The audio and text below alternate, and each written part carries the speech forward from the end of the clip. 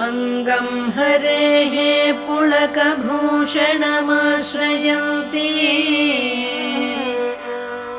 भृङ्गाङ्गनेव मुकुलाभरणं तमालम् अङ्गीकृताखिलविभूतिरपाङ्गलीला माङ्गल्यदास्तु मम मङ्गलदेवतायाः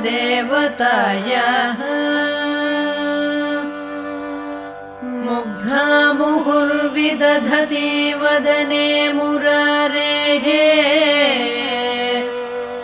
प्रेमत्रपा प्रणिहितानि गतागतानि मालादृशोर्मधुकरीव महोत्पलेया सा मे श्रियं दिशतु।